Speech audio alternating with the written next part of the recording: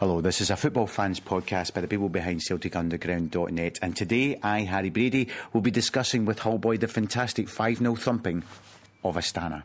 Baby, baby, baby, baby.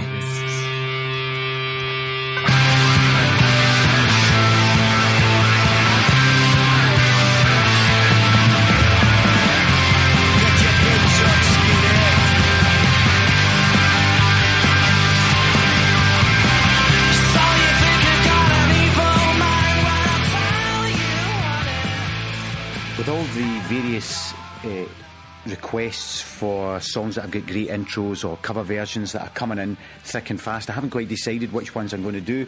Basically, because I'm trying to pull this podcast together relatively quickly, I need to see which ones of the list that people have sent me are on my iTunes and then quickly download them and stick them on. For ones that aren't on my iTunes, I will get them and stick them on in another day. I just don't have time just now. Anyway, so I'm trying to get this podcast up and out because Hullbhoy and I are discussing the fantastic 5-0 thumping of Astana, and we then preview the Kilmarnock game and the Astana home leg. So I want to get that out in time before the Kilmarnock game on Saturday. If you've got anything that you want to get into the podcast that's a recommended cover version or a song with a fantastic intro, or preferably both, or any new music, you can email in podcasts@CelticUnderground.net, podcasts@CelticUnderground.net. We also have had brilliant articles sent in to us. If you want to get something up on the site, fancy yourself as an author, again, email it in and we'll stick it up, provided you're not saying Harry Brady's a fanny. If anything you want to talk about, get it over to us on podcasts@CelticUnderground.net, or you can tweet at Harry Brady CU, at Celtic Rumours, at Hullbhoy, at Stephen4_2, at Lackymore1, at Marco Cooper, or any of that. Or you can go on CelticUnderground.net. I'm Harry Brady, and this is me chatting to Hullbhoy.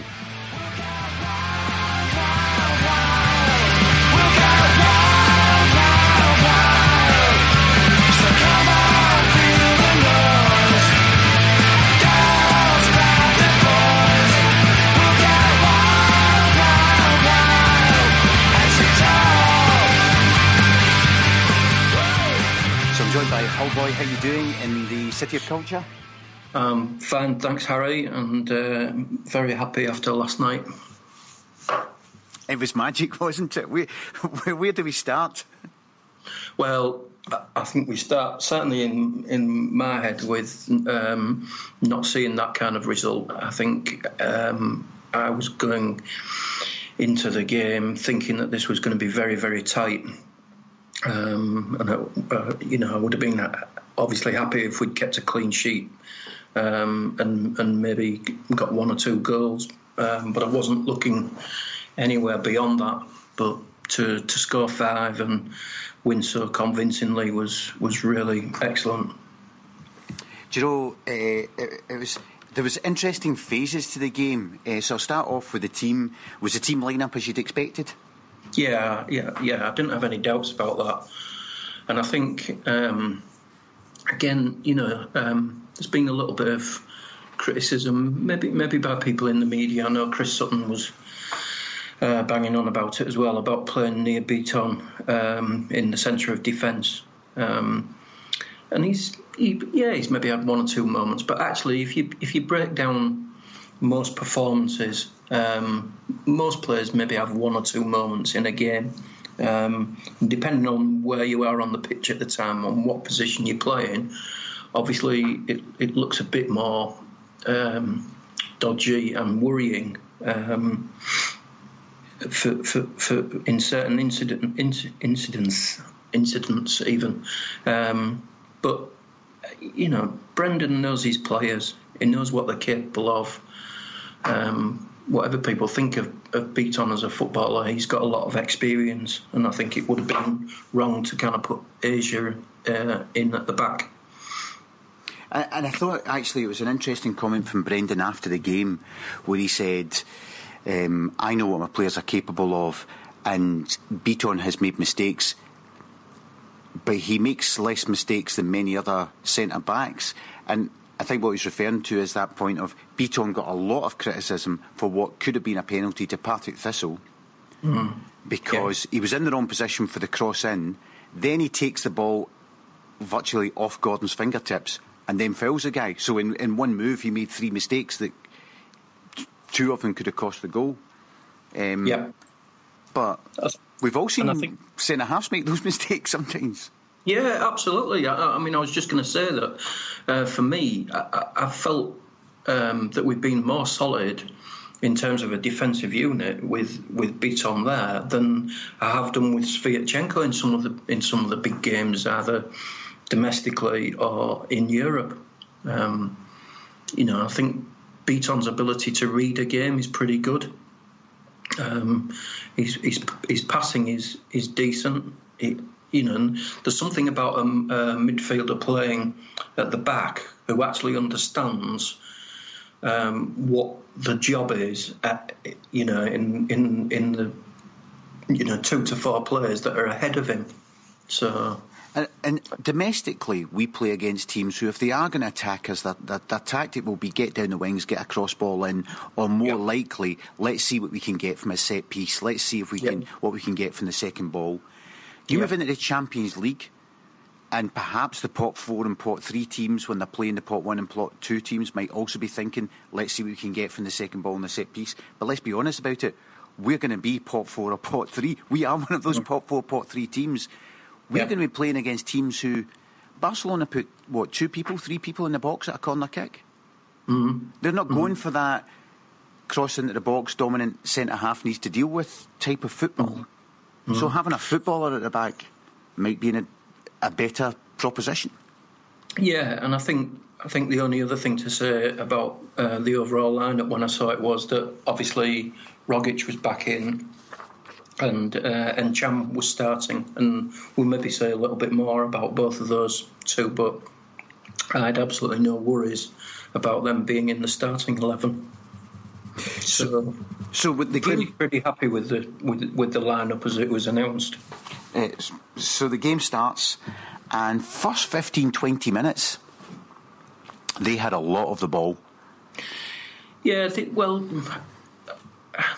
did have a fair bit of the ball. I think for me, it was a night when I think if you remember last season when we were still going through the qualifiers, Brendan kind of almost made a little announcement to the support to say, stick with us, don't get on the players' backs, because it doesn't help us at all. And I think kind of from that moment, everybody took that on board.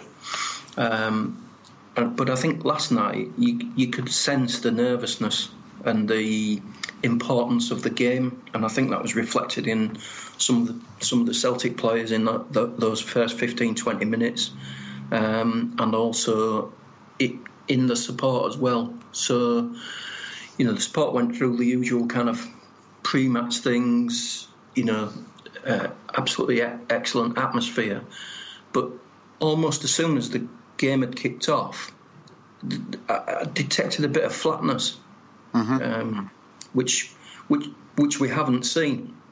Well, I tell you what might have contributed to that additional nervousness of support, and I've spoke of support who've been getting used to it, and I spoke to someone else today who told me that their experience was the same. So in front of me at the game last night, there was 4 or 5 guys, good supporters, enthusiastic, whatever. I'm not being critical of them as supporters, but they've not sat in front. I'm in a season book bit, whatever. Not sat in front of me before. Yeah. They were getting very, very agitated when we were passing it out from Gordon to the back and passing it sideways across, as we do every single game. They were getting very agitated. One guy in particular, every time it was passed back to Gordon, kept saying, "Oh my God," in that fashion. And they were all through the first 15-20 minutes in particular, get it up the park, get it right up the park. Yeah. And I thought, if you not, it struck me that they hadn't, just to finish off, it struck me that they hadn't been going regularly to see that we do not get the ball up the park. Yeah, yeah.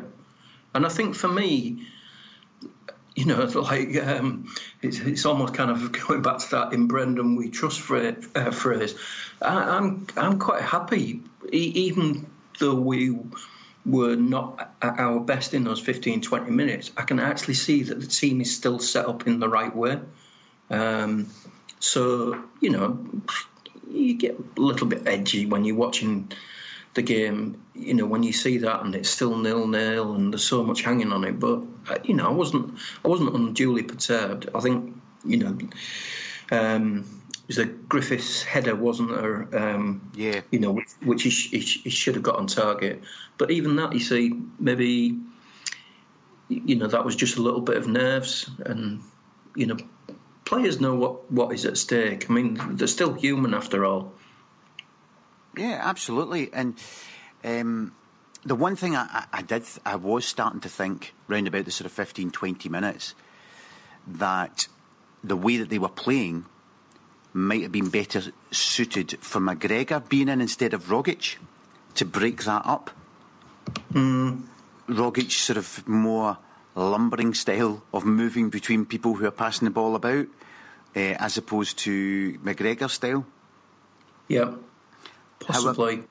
However, the counter to that about why Rogic was starting ahead of McGregor was, even in that 15, 20 minutes, when they were having more of the possession, every time we were facing them and running at them, they either fouled us or the Griffiths chance, we looked dangerous. Every time we got a chance to face them and run at them, we looked dangerous.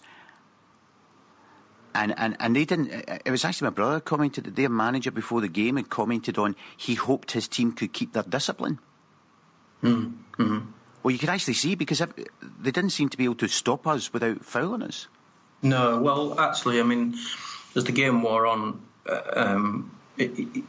only because they did have a bit more off the ball in that opening phase, you didn't see the full vulnerability of their defence. But actually, once the ball was beyond their midfield bank, and Celtic broke that down, then they were very, very poor defensively. You know, and the combination of Griffiths, Sinclair, Forrest, you know, kind of, they really did kind of pull their defence all over the place. Yeah, and there was a bit early on where the guy next to me was Paul was commenting that he didn't think their keeper was the greatest, and that maybe we should have a bit of a go at their keeper. And I did think it was interesting, the goals all sort of coming from quite a tight angle. Yeah. Across the keeper. That I was just going to say that proved to be correct, didn't it? Yeah. He was terrible, very poor goalkeeper. Yeah, the balls, the angle that they were at, that he should have been not getting them in. So talk us through the first goal, Rogic's goal. Well, do you know what? It was strange because it had that kind of like feeling of the cup final winning goal, didn't it? It did, yeah. That, you know, he just went on that run, and you just thought that there are times when Rogic he gets in his stride with the ball, and you genuinely think that the ball is glued to his boot. He just seemingly has that ability to really, really kind of do some things with fantastic close control. And of course, you know, once he'd done the run, but once he got into the penalty box, the switch from his left foot to his right foot was just absolutely sublime. It really was exquisite. So, and obviously then he was beyond the defenders, and it was just a question of getting a shot in. You know, we were quite surprised at the game when it came up on the board as OG. Because I thought the ball was virtually in the back of the net when the guy hit it. Yeah, well, you're in the north stand, aren't you? So basically from your angle, you would probably be seeing that as though it's going into the back of the net, you know, of its own accord. So yeah, it was only when I saw it on the telly afterwards that it was... Although was it not Sinclair was running in at the back post or something like that? Yeah, exactly. And I think the thing is... I mean, I've seen it again on the telly, and I think that the defender is trying. He knows what's happening, and I think he was trying to give it a bit more momentum to clear it out, over towards our left wing, if you like, because he would be aware of Sinclair that were coming in. So, but yeah, absolutely fantastic piece of play by Rogic. And then I felt once that happened, the game was starting to change. Yep. We then went more on the front foot, and they were a bit more defensive. So then we had Sinclair's second goal. Yeah, and I think the thing about that is the kind of importance of the timing, really. I mean, I know it's an old cliche, but it's been said so many times. If you score a goal just before half time, it completely changes the dynamic. Yeah. Even though we were 1 up already, because an opposition coach he's probably already thinking about what they need to do in the second half. If it's 1-0, but of course, if you get a second goal and make it 2-0, that completely disrupts the thinking. And again at the game, the amount of space that Sinclair seemed to be in. Your immediate reaction was he must be offside. Yeah. But interestingly, at the game on the big screens at half time, they showed you Rogic's goal, and they showed you quite a bit of the build-up from Rogic's goal. Sinclair's goal, they only showed you on the replay from the point that Sinclair already had the ball. Oh, right, okay. Top work from Celtic TV. Making sure that any bit that might show there might be dubiety about its onside or offside bit is not shown in the ground. And of course, as you say, that then changes their coach. You're then in the Gordon Strachan at Media Bratislava dilemma. Yep. Do I settle for 2-0 and at least I've got something to go home with? Or do I try and grab that away goal that completely changes the tie? But in trying to grab the away goal, I risk going to 3 and then causing a real problem. Yeah. And I think and that was reflected kind of in the second half a little bit, because I think Celtic, they obviously didn't switch off, but I think they made sure that they weren't going to concede, in that kind of first 10-15 minutes of the second half. Which I think was kind of vitally important, really. Yeah, and it's that thing as a supporter that you start to 2-0. If we can just get one more in the second half and keep it to 0 and be 3-0, that would be great. Well, that's what I was thinking at that point. That's what I was thinking. And I think the only thing for me is that I think one of the reasons why we went on to be so convincing was that we got the third goal relatively early in the second half. So it was, what was it, 60th minute, something like that. So I think then you as an opposition, you know you were beaten. You know that you're not coming back in any way from that scoreline. So you were also thinking a bit of Hapoel last year where we went 3-0. Was it 3-0 at half time we went in? Yeah. At Hapoel, and then they pulled it back to 3-2 before we obviously made it 5-2. Yeah. But how those two goals just made the second leg so nervous. Before I get on to some things about once we were 3-0 up. So what did you think about the referee not stopping play for the head knock? Well, you knew that it was a bad injury. My initial reaction was that it was a foul by the Astana player, and obviously that proved to be the case because he got yellow carded. And I thought actually, and it's not really been commented on, but I thought it was a really dangerous challenge because I think. That where two players go up for a ball and there's kind of a head clash, and sometimes you can almost tell from what the player is looking at as to whether there's intent there. And I actually thought the Astana player, he as a professional, he was nowhere near going to get that ball at any point. So I thought that was a deliberate, you can almost call it a headbutt on Rogic. So in that sense, I thought, well, justice was done in terms of the referee continuing with the play. And again, a lot of professionals now will say, oh, well, technically the referee should have stopped it because it was a head injury and players' health and well-being is paramount. But I was just glad that they continued to play on. I think the other thing about that goal is, and I think there was a pattern. There's some things emerging under Brendan Rodgers, which it's just like little subtleties, and they were kind of evident in the game last night. Griffiths running off the ball is improved greatly, and I think the other thing about Griffiths' game is, if you remember when he was getting his 40 goals in a season, it was a little bit because of this is the Lee Griffiths show. Mm-hmm. And this year, and we saw it last night, he's a much more unselfish player. So something that instinctively would have taken on himself in the past, he's now prepared to play in other players for a better goal-scoring opportunity.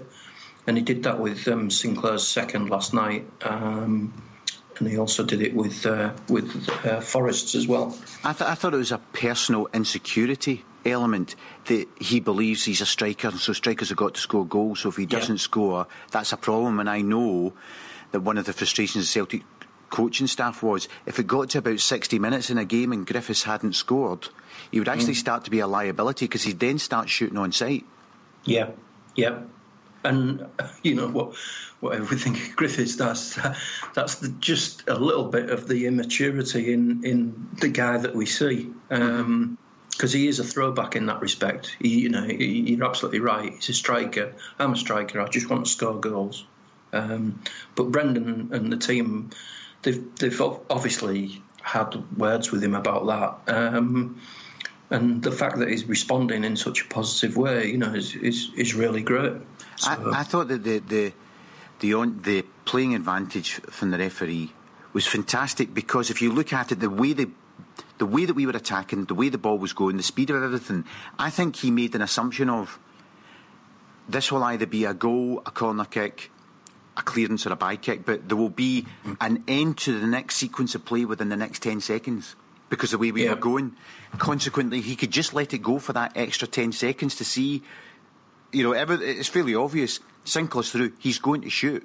So he's either going to score or ball go off for a corner, whatever. And that means that he's then got an opportunity to naturally stop play at a point. I actually thought it was fantastic refereeing. Just give it an extra 10 seconds. Give it 10 seconds. I didn't have a problem with it. I think the other thing just about that goal, small things, aren't they? But obviously there's a big celebration at the third goal. But if you watch it again on the TV, Lustig doesn't go up and celebrate with the rest of the team. Lustig goes straight to Rogic and celebrates with Rogic, who is still kind of like... I saw that at the time. He was lying right down, and you could see he was right in his face, and it was almost as if your unconsciousness is worth it, mate, because we've just scored. Yeah. And I think there's just little things like that actually show you... and I know some of the players have spoken about it at press conferences, but they are really all together, and it's all for one and one for all type of thing. Absolutely. And then we get on to the fourth goal, where for me there was just three bits of class in that goal. The ball from Encham. The ball from Encham is just absolutely supreme. That lad is just going to be something else. Some people say, "Oh, you're making judgments too early." He's better than Wanyama. He's got the physicality of Wanyama. He's got the control. He's got the passing, but he's got more pace and he's got more inventiveness than Wanyama. So Wanyama was always a bit more of a kind of a sitting midfielder. But Encham is going to open up so many things for us. He was absolutely superb last night, and his pass for that fourth goal was just stunning. There was a bit in the second half where the ball was played to him and he was moving towards the north stand, and three Astana players were closing round him. And one was pulling one arm and one was pulling the other, and he was holding them both off. And then the guy came in behind and the referee gave a free kick. But he was, the three of them were, one was coming in from behind and two were pulling an arm each, and he was holding them both off. It was also his upper body strength to do all that. Yeah. Well, there was another point in the game, forget when it was, when he just kind of completely dummied a couple of Astana players out of the game because he looked as though he'd been closed down, and he looked as though he was going to make a square pass to Brownie, I think, and he just completely pirouetted, and he'd lost the two Astana players, and I think that was another pattern of the play last night, that once either Rogic or Encham had got beyond that kind of bank of midfielders, then the attacking options really opened up for Celtic. Yeah, but he was my man of the match last night. I thought he was tremendous. And if we get performances like that, then 21, unbelievable. It was fantastic. So there was his ball, then there was the control by Griffiths. Then there was the run by Forrest. Yep.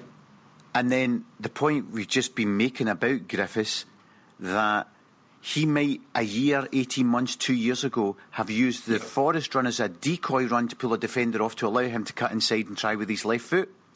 Yep. But he didn't. He played the pass through. Yeah. I think the other thing for me as well is that, okay, we're going about Encham's pass.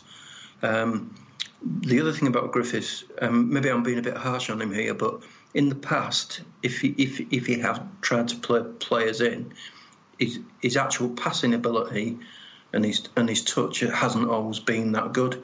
But his pass last night, even though it was only a short pass, it was inch perfect. Because Forrest didn't actually need to break stride at all.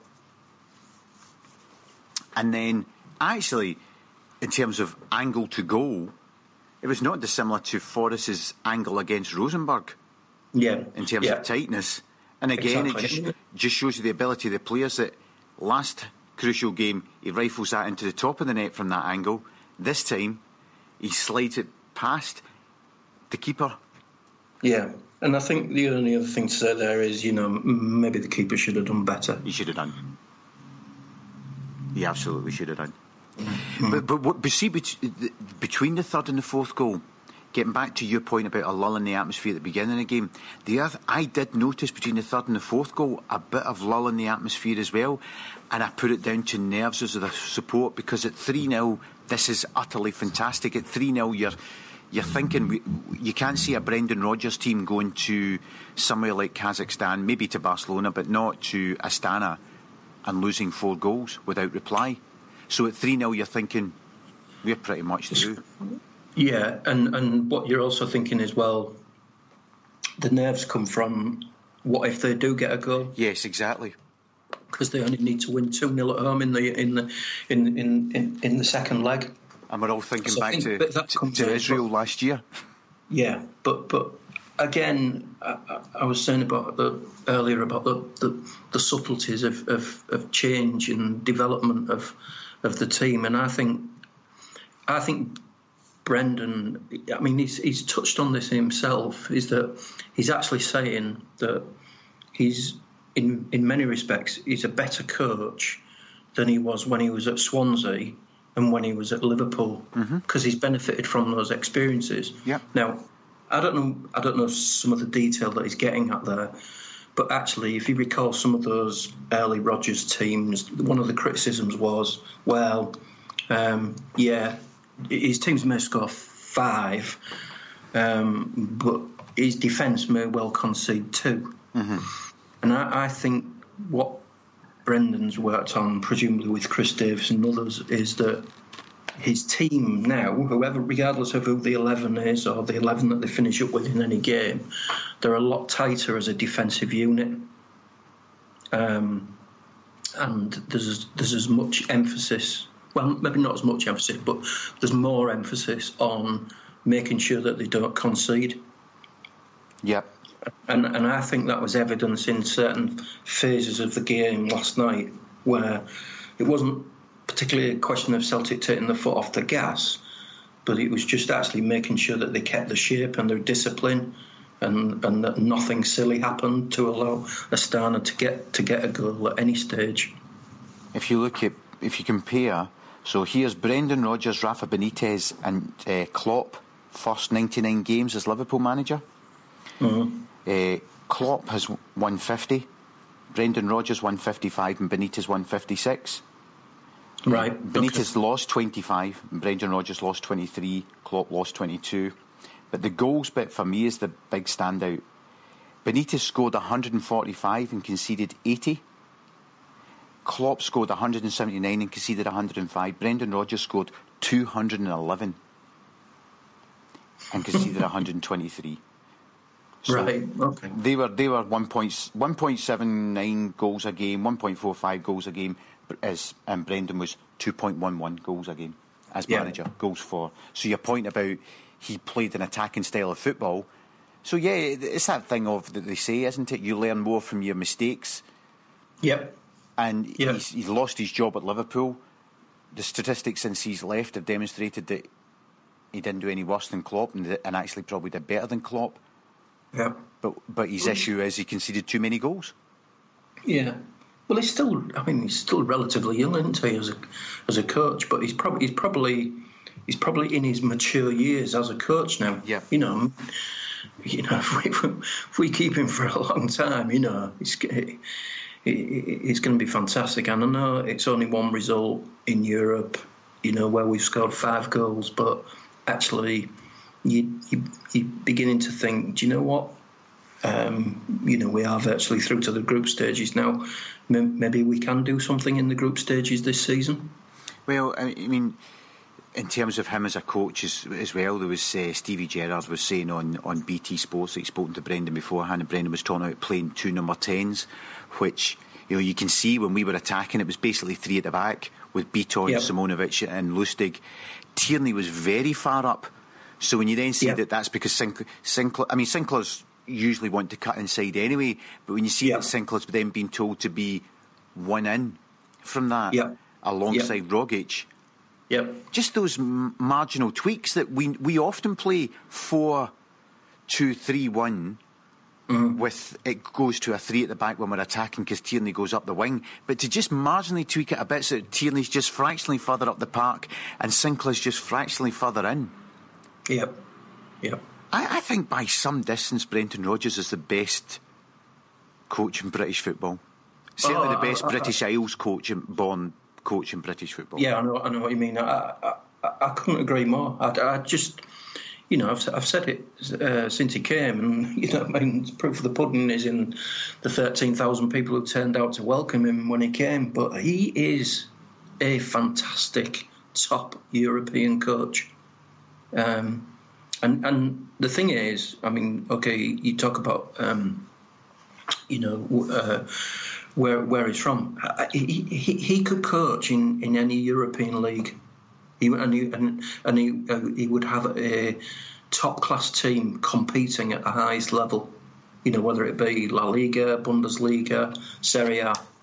He really is that good. He absolutely is that good. And the players seem to understand him, and he's obviously discussing how to play football with players on a tactical level, but without decrying footballers. Some are brighter than others because they tend to be, everybody's told you're a talent, so leave school at 15, maybe not pay so much attention at school. Others will be a wee bit more sophisticated.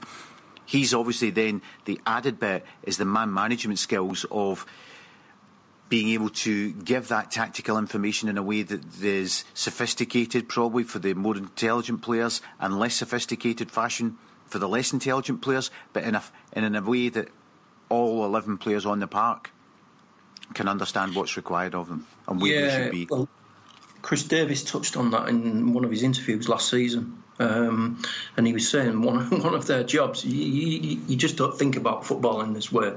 Well, I don't anyway, but it's obvious when he kind of says it. But essentially, they assess each of the players in the squad as to what amount of information they can carry, and what they can take on. So you have to make an assumption that Griffiths can't take on much information. But I think Chris Davis did. I think he cited Scott Brown at the time and saying that Brownie can take on so much information, and that is so important because there are certain roles in the team where, in the modern game, you would be expected to have this bank of information in your head around how that game is going to be played. Yes, so at half time as well, I was saying, God, wouldn't it be great? You're 2-0 up, and I was saying, wouldn't it be great if we could get 5, and then you could actually have a second leg of a final Champions League qualifier and be completely relaxed, sit and watch it with your feet up. Yeah. And lo and behold, we scored a 5th. Yeah. Icing on the cake, 2-3. In fact, you knew there was going to be about 5 minutes injury time, so you knew there was 7 or 8 minutes still to go. And again, keeper could have done better, but there was a deflection. So, yeah. Well, I think if you take those last 2 goals, I think a lot of that just demonstrated that Astana, they were just completely out of gas. And again, that shows the kind of fitness regime of Celtic, because they were just overrunning it. Astana by that time, and the final goal was a kind of product of that. I think they gave the ball away, didn't they? And Armstrong recycled it. So and it was good for him to get on the park, with all the kind of speculation about his contract, etc. So yeah. So we get the 5. So going to the $64 million question: are we through? Not yet. There's a second leg. No, I mean, a lot of being. Well, there are 2 things really. If you wanted to put up some rationale as to why Celtic, may kind of mess it up, but they won't. One is the travel, and the second is the 4G pitch. Well, again, Celtic went there last season, so they know what the travel regime is like. So everybody behind the scenes will have all the preparation laid out. We stay on UK time the whole time we're there. Yeah, and I think the other thing for me is that the 4G pitch. For some other clubs in other leagues, that might be more of an issue. But Celtic are used to playing on artificial surfaces. We'll be playing on one the Saturday before, on Saturday. Yeah, exactly. And that will be a poorer one as well, because the one at Kilmarnock was not very good. And I think, again, artificial surfaces these days, if you look at the way in which Celtic want to kind of retain possession and keep the ball, then actually artificial surfaces are not really a problem in that regard. Obviously the ball runs away a little bit, it doesn't slow down with the grass, but if you've got the players who've got the control, which we have, it's not really a problem. The thing that surprised me last night in the press conference after the game, the Astana coach was asked, is the tie over? Now, you're expecting the sort of normal, well, it will be difficult, but anything's possible in football. Absolutely, yeah. And we will give it our best shot, and we certainly, the most important thing is we want to put on a show for the home fans to compensate for what happened here today. Something along those lines. Mm-hmm. He comes out and says, "This has really surprised me." Well, the most important thing is we want to try and win. I don't want to lose. Yeah. He's not talking about, well, you never know and all that stuff. He's just talking about not getting thumped at home and then getting humiliated over 2 legs. Yeah. Well, and that tells you everything. And I think, again, you hear Brendan and Chris Davies saying that, that they prepare explicitly for every game and they prepare to win every game. And I wouldn't, maybe they will change their regime now that they know they're going through a 5-0 from the first leg. But at the same time, I wouldn't put it past them that they want to put out a winning team for the away leg. Well, on that, we've got 2 games now coming up that I'm sure the thinking about what we might need to do team-wise for that might have changed within the coaching staff at Celtic. If it had been 1-0, 2-0 to Astana, they might have been thinking differently. So, do you think our thought process as to what players will be getting fielded at Rugby Park and then Astana might have changed? It's difficult to say. Because I think, if anything, Brendan's maybe got more dilemmas this season than last season, particularly after the League Cup performance by what was essentially a reserve team. Mm-hmm. So I think he himself will probably think a little bit more about whether he rests certain players and brings in people, like Miller or Ralston, people like that, who did very well the other week, because he's got confidence in their ability, to just slot in there and do a good job. I mean, essentially, the last thing we want is for our unbeaten domestic record to go at Kilmarnock. So he will pick a team that makes sure we don't lose that. I'm absolutely convinced of that. The Astana away game.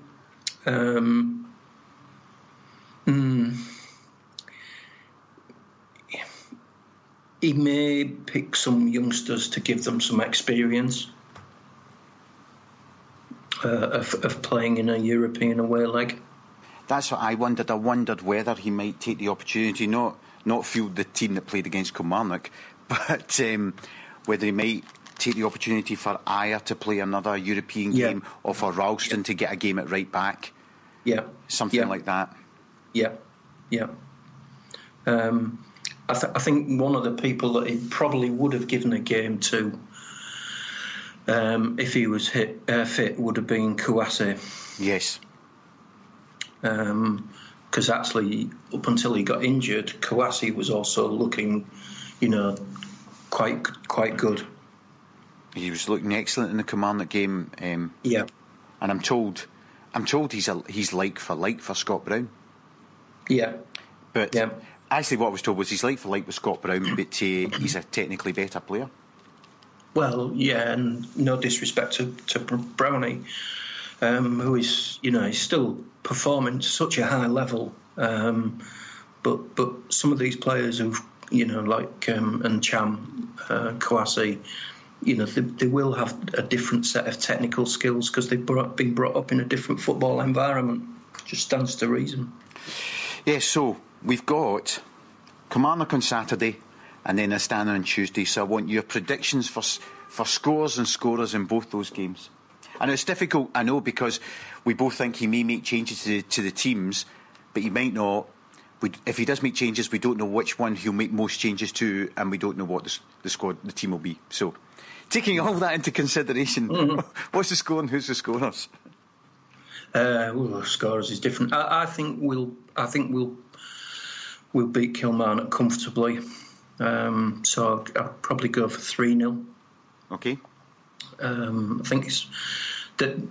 I think one of the new unwritten aims this season will be to concede as few goals as possible, as well as scoring as many as possible. I think you're right. The kind of clean sheet thing. So 3-0 for me. And I'll go with... I'll assume that Forrest and Sinclair both play. Griffiths and Sinclair both play. and I'll say Sinclair with a couple and Griffiths with one. Okay, and in Astana, what are we going to do? In Astana, I think we'll win 2-1. Oh, that would be excellent. And I think it will be 2 own goals. Well, so the brilliant start last night, 3 shots on target, 5 goals. Yes, exactly. So we're going to have no shots on target and 2 goals. Right, with that, Hullbhoy, I will say that would be very good, and then I'll get you back on to who do you want in the Champions League group stages question. Yeah. With that, I was talking to a pal of mine today who's he's a big Barcelona fan. He lived out there in the 80s, and we were just chuckling that there's that possibility again of being drawn against each other. Yes. Well, I'd like Real Madrid just for something different. Yeah, absolutely. That'd be, not had them since 79-80, so that'd be good. No. Yeah, good. Anyway, with that, Hullbhoy, I'll say thanks very much. Thanks, Harry. Cheers. Doesn't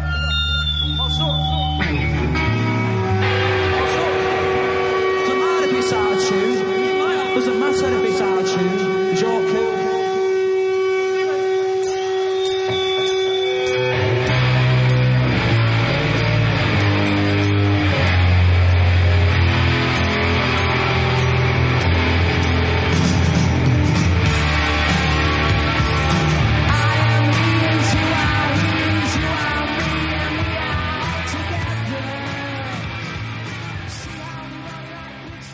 Just so you know how this whole thing is put together, I still don't know what songs I'm putting on because actually I'm recording this at the same time as recorded a bit right back at the beginning, if that makes sense to you. Anyway, Celtic FC Foundation, don't forget they're now enrolling for the Sleep Out, so if you fancy adding to the general fantastic goodwill that is about the club at the moment, and you fancy sleeping under the stars at Celtic Park and raising cash for the Celtic FC Foundation Christmas charity and raising awareness of homelessness, get on the Celtic FC Foundation website and register yourself.